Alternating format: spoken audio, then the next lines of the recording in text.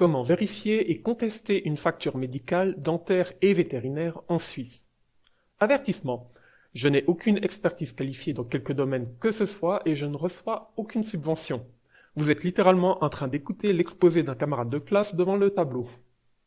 En vue des thèmes abordés, le public cible est majeur, mais j'ai fait en sorte que la vidéo soit regardable pour un public mineur dès 14 ans, à condition qu'il soit supervisé par un adulte responsable qui a vu la vidéo en entier avant.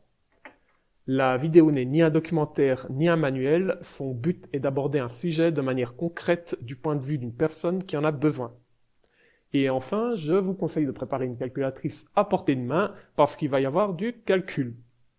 Sur ce, je commence rapidement avec les factures vétérinaires qui sont différentes des deux autres catégories abordées puisque les vétérinaires ont le droit de la concurrence et donc de fixer librement leur prix. Du coup, leurs factures ressemblent assez à des quittances de supermarché et sont assez compréhensibles. Comme vous payez sur place juste après la consultation, vous ne pouvez pas vraiment vérifier les coûts avant de payer.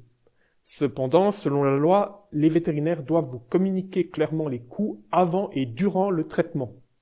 Si vous voulez quand même contester une facture après l'avoir comparée aux factures d'un autre cabinet vétérinaire ou avoir recherché sur Internet les coûts de certains traitements, vous pouvez bien sûr commencer par négocier avec le cabinet. Si ça ne mène à rien, vous pouvez contester la facture à la Société des vétérinaires suisses, SVS, qui a une instance de conciliation. Et en dernier recours, je suppose que ce sera le tribunal cantonal puis fédéral qui jugera de l'affaire.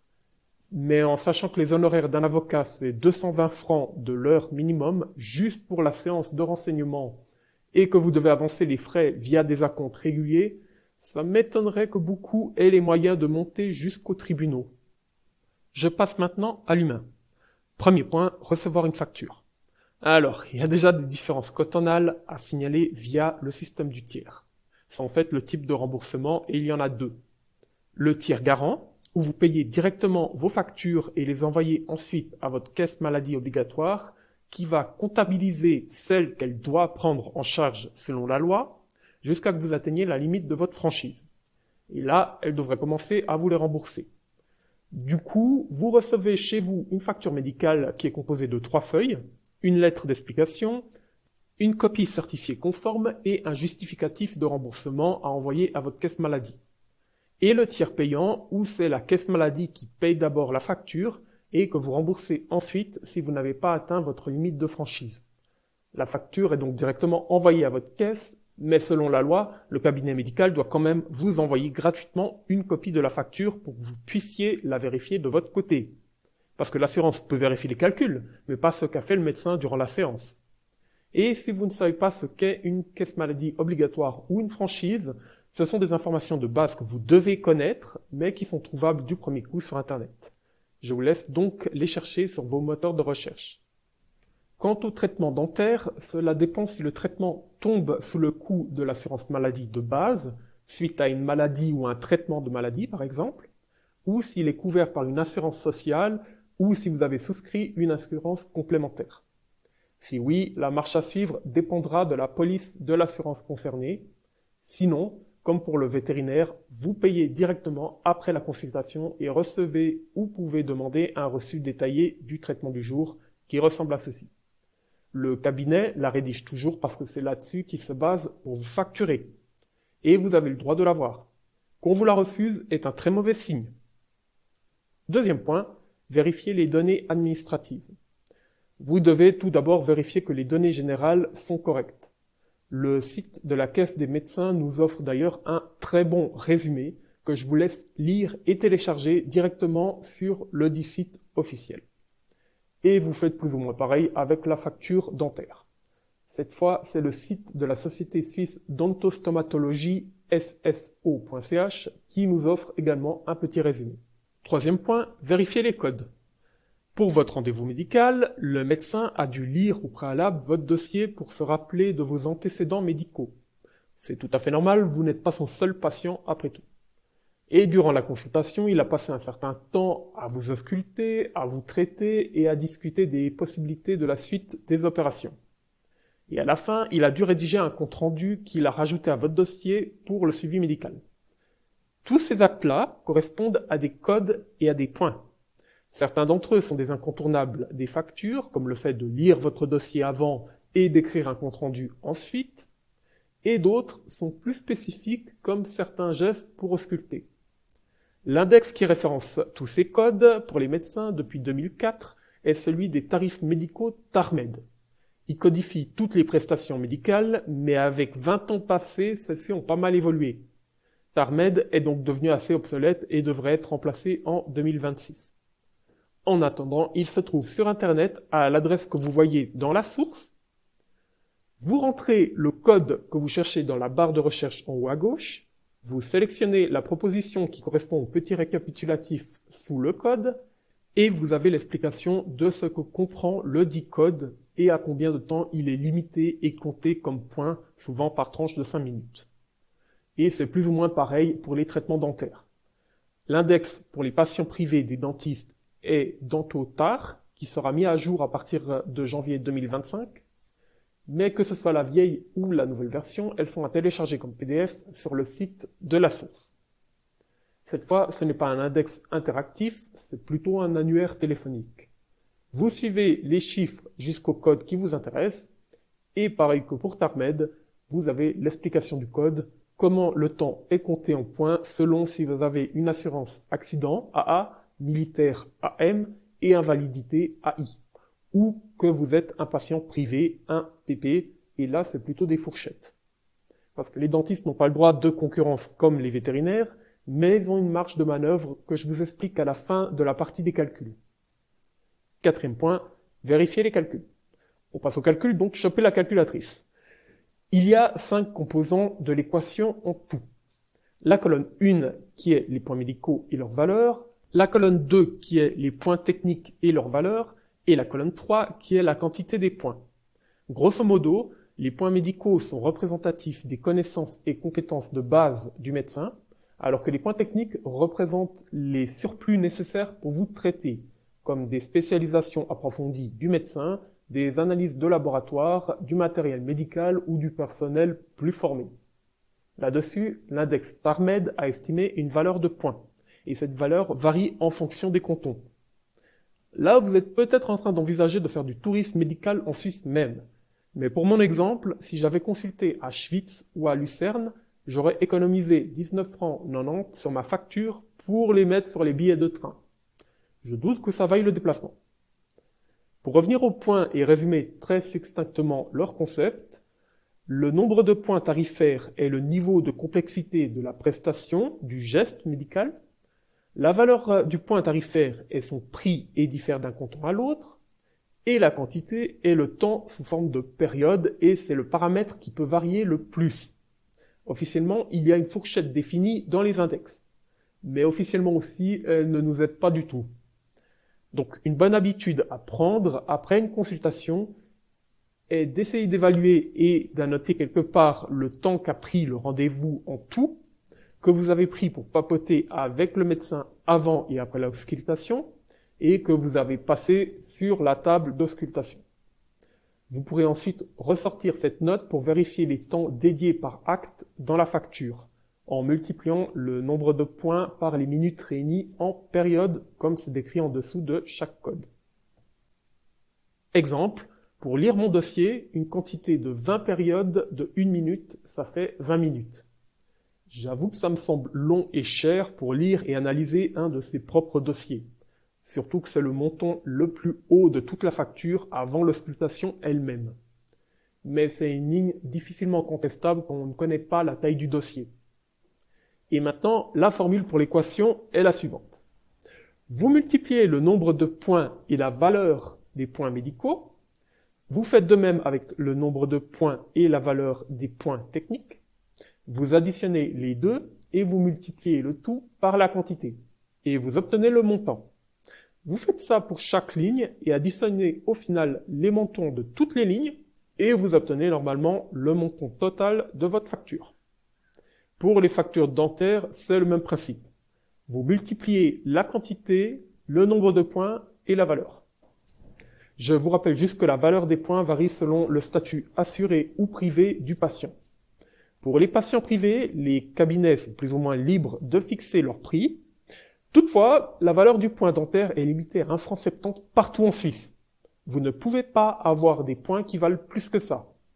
Mais ça reste intéressant de comparer les différents cabinets qui doivent obligatoirement afficher la valeur de leurs points quelque part. Au pire, demandez-la clairement par écrit, que vous ayez une preuve concrète au cas où.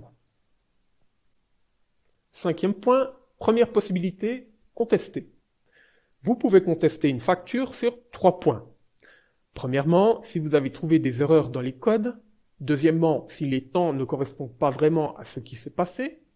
Et troisièmement, si la facture finale dépasse de plus de 10% un devis initial par écrit. Ce dernier point concerne surtout les dentistes, vu que leur index est plus libre que celui des médecins et qu'ils ne sont pas surveillés par les caisses maladie. Alors, c'est normal qu'une facture varie d'une estimation initiale en fonction des imprévus et des complications rencontrées lors de la pratique. Cependant, un professionnel qui connaît les aléas de son métier est censé avoir assez d'expérience pour les deviner et les estimer. En tout cas, il est censé vous avertir si les frais vont être plus gros de 10% que prévu. Alors, de son côté, la SSO prétend que le dentiste doit vous avertir seulement si les frais estimés vont dépasser le 15% de l'estimation initiale. Après quoi, c'est à vous de décider si vous voulez continuer ou stopper le traitement. J'avoue que je visualise mal l'arrêt d'un traitement en cours chez le dentiste. Détail à soulever, il y a une différence entre un devis qui est écrit et une estimation orale qui peut juste être jetée en l'air comme ça, notamment pour attirer la clientèle avec de la publicité mensongère et de la concurrence déloyale, d'où la limite tolérée des 10-15%. En outre, je vous rappelle le proverbe « Trompe-moi une fois, honte à toi, trompe-moi 2 fois, honte à moi ». Si on peut tolérer une première fausse estimation, la deuxième devrait être prise comme un signe de chercher un autre prestataire. Maintenant, à qui contester? Cela dépend si votre médecin et votre dentiste sont affiliés, respectivement à la Caisse des médecins et à la SSO. Et pour les factures médicales, il y a en plus le système du tiers. Si c'est pour un tiers garant, ce sera à la Caisse des médecins ou au cabinet directement. Cela dépend de qui vous a envoyé la facture et c'est indiqué dedans. Mais au final, la Caisse des médecins contacte aussi le cabinet médical et c'est lui qui expliquera ou corrigera la facture au besoin. Si c'est pour un tiers payant, il faudra signaler les erreurs à la Caisse maladie et je suppose que c'est elle qui gère ou qu'elle vous transmet des instructions. Côté dentiste, vous contactez directement le cabinet. Et si vous n'arrivez pas à vous entendre avec votre dentiste, la SSO dispose d'une commission d'expertise ou de conciliation médico-dentaire qui prend le relais. Si votre dentiste n'est pas membre de la SSO, vous devez réclamer au service du médecin cantonal de la direction de la santé, des affaires sociales et de l'intégration du canton de Berne. 5e point, deuxième possibilité, s'il n'y a pas d'erreur et que les coûts sont dans la limite du raisonnable, vous payez votre facture. 6e point, pour le système du tiers garant, mais pas pour le système du tiers payant, vous devez envoyer le justificatif de remboursement à votre caisse maladie obligatoire. Faites le même si vous pensez que ce sera la seule facture de l'année et que vous n'atteindrez pas la limite de votre franchise. Il y aurait encore des assurances maladie qui demandent de mettre de côté les factures et de les envoyer seulement quand vous aurez atteint votre limite de franchise. Le risque est que vous perdez vos factures d'ici là. Du coup, achetez un classeur, c'est genre 1 ou 2 francs en magasin de seconde main et vous les rangez là-dedans. Maintenant, est-ce que c'est vraiment utile de contester une facture de santé? Ça semble être une question idiote en soi, mais j'ai constaté qu'il y a beaucoup de gens de mon entourage qui ne contestaient pas leurs factures médicales, soit parce qu'ils ne savent déjà pas comment et où les vérifier, soit parce qu'ils voient cela comme une perte de temps pour trop peu d'économies au final. Alors, de mon point de vue, on peut justifier tout le monde. La personne qui gagne assez ou a trop à faire pour gagner assez et préfère payer la facture sans y investir plus de temps et d'énergie. La personne qui vit dans un système en a appris les règles et questionne quand elle ne comprend pas leur application, et le cabinet médical qui a bêtement fait une erreur de calcul. Ça arrive à tout le monde. En revanche, pour ma part, j'aurais de la peine à faire confiance à un système que je ne peux pas vérifier et contester de base. Et pour pouvoir le faire, il faut s'exercer quand on a le temps de le faire. Et le fait que tout le monde puisse vérifier et contester assure un certain niveau d'honnêteté du système. Surtout que les Suisses payent entre 3000 et 4500 francs par an de prime maladie, même sans aller chez le médecin.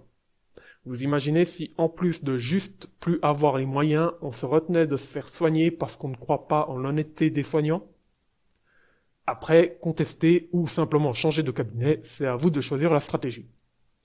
Petit rappel général avec l'administration, même si vous êtes en colère, restez le plus poli possible et choisissez bien vos tournures de phrases dans les contacts.